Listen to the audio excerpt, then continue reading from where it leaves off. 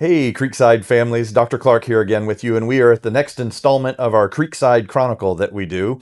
I hope you are doing well. We are quickly moving through this year, soon into Christmas, and so this semester has gone by very quickly, but we are always appreciative of our families. We are appreciative that you have chosen Creekside and that we get to partner with you to minister to your families and to your children. So thank you. We have a treat today. Today we have Keli Hazel that is with us, and she is a financial advisor or a financial planner that is with us. And so she is going to talk to us about legacy giving and planned giving. And quite frankly, just to be honest with you, this is a topic that I am not real aware of and don't know a whole lot of information on. So I'm very excited for her to be here and to share her expertise with us in this area. And I think you will be pleased as well, and maybe even find some different ways that you can help our ministry and the sustainability of our ministry for future as well. And so anyways, thank you, Keli, for being here with us. And so if you don't mind, maybe just dig in and tell us a little bit about what is legacy giving or financial planning and how that can work here at Creekside for our families. Okay, well, first of all, thank you for having me today. It's a pleasure for me to be here. So planned giving, I like to kind of compare it to donations. So planned giving is something that is intentional, that you have a plan for, planned giving. Whereas a donation to me is kind of a one-off, kind of haphazard, just donation. You see somebody and you give them some cash. So planned giving, you need to basically involve, I think, to do it appropriately, you need to involve a financial advisor, whether it be me or your own that you currently have. Your tax professional is always a key person in this planning, as well as potentially an estate attorney, just depending on the level of your giving. So again, planned giving is intentional. It's leaving a legacy and teaching your kids and your grandkids how to have a giver's heart. So very good. So thank you for that explanation. And so when thinking of planned giving or leaving a legacy, what is the importance, or why is it important to think about that early on? So it's important to start thinking about it early. Number one is nobody's guaranteed tomorrow. So you need to get started on a plan. You need to have things in place as far as if something were to happen to you. And not only early, but there's other things to think about when considering planned giving. And not only giving to a nonprofit, a Creekside Christian Academy or St. Jude's or whatever nonprofit, but also too, you can help yourself by thinking about it early. And that's from a standpoint of there's potential tax savings as well as other potential savings you can have by planning and starting early. Very good. Very good. Well, thank you. So we've kind of got a bit of a definition and an idea of what planned giving is and why to think about it early. So can you let me know, what are the main types of planned gifts?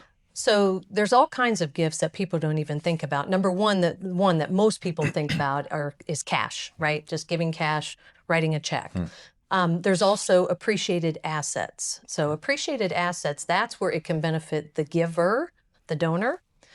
So appreciated assets such as a stock. Okay. Let's say you inherited some stock from your grandfather and you've kept it because it was important to you from just a familial kind of importance to you, but you have this stock that's appreciated, highly appreciated. Let's say, Coca-Cola stock, and he bought it for $10 a share, and now it's $200 a share.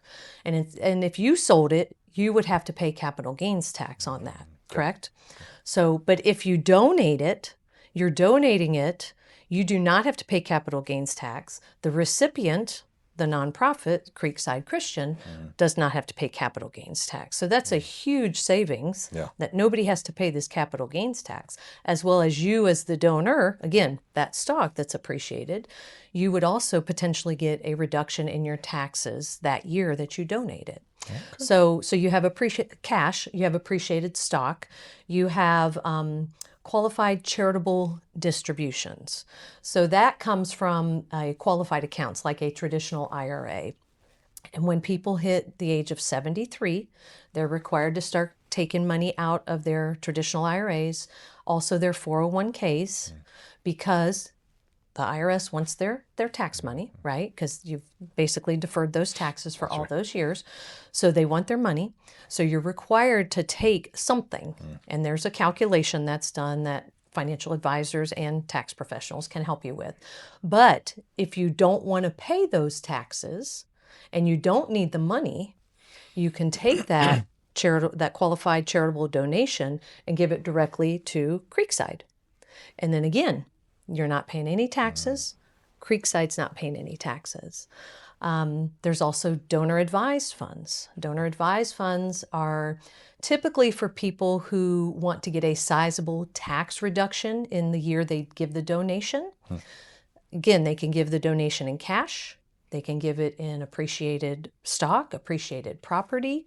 They give the money to a donor advised fund that, again, a financial advisor can help you set up. You give it to the donor advised fund. You get your tax reduction in that year. But the cool thing is you can invest that money once it's cashed out. You can invest it. It can earn money, and it can live in perpetuity. And then you can say, this year I want to grant Creekside $10,000. And the rest of it's sitting there just making more money for you. And then the next year you can say, okay, I want to give Creekside 10,000, but I also want to give my church 1,000. Yeah. You know, so it sounds like, to me, if somebody has some money either through stock or whatever that's been gifted, that it would be wise to consult with someone like yourself, because it could be savings of money for them or money that they may end up losing anyways if they don't direct it or plan, as you said, to the right location or to a charitable organization. So they can give that money without really necessarily even losing anything, because they were going to have to give up some of that money anyways. Correct. So thank you for those explanations in those areas that people may know a little bit about, but may not know the full of how these processes work. So kind of turning the corner on that then, how are grandparents key to this and creating a legacy? So grandparents, to me, are obviously extremely special people. I actually just lost my father-in-law, the first grandparent that my boys have lost. They've been very blessed. He was 90. Their grandma is 87. And then my folks are 91 and 94. So, but anyway, they are the key to our family history, right? They just pass down the traditions.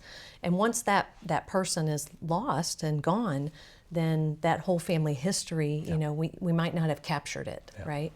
So, so they are extremely important, especially in the lives of their grandchildren, is to teach them.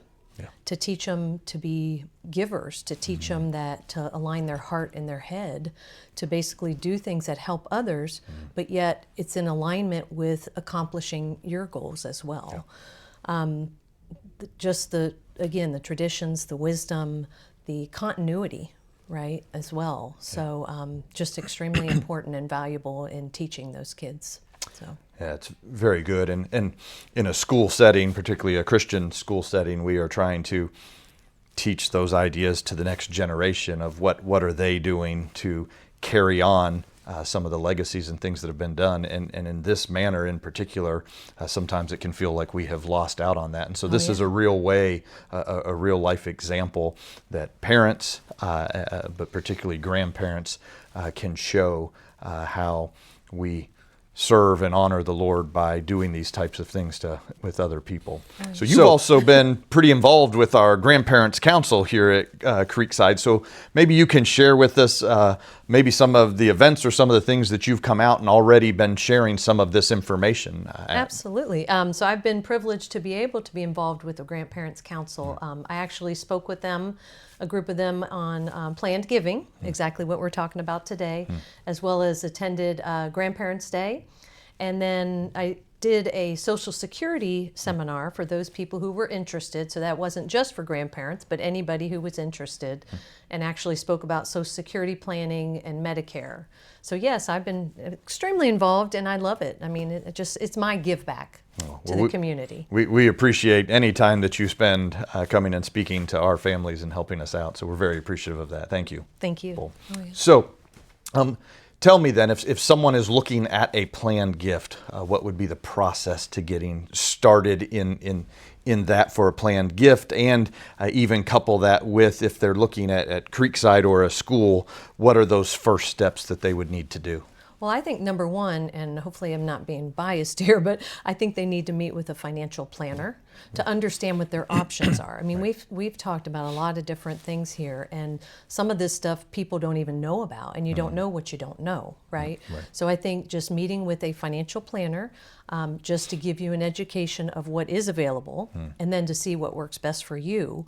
Then, of course, as I mentioned earlier, we have to involve a tax professional, as well as potentially an estate attorney, just depending on the level of giving. Well, thank you again, Dr. Clark, for having me. And I just wanted to offer to everybody that I do a complimentary consultation. So I'm happy to meet with anybody who has additional questions, because I know we've covered a lot of information here. And also, too, just remember that no amount is too small.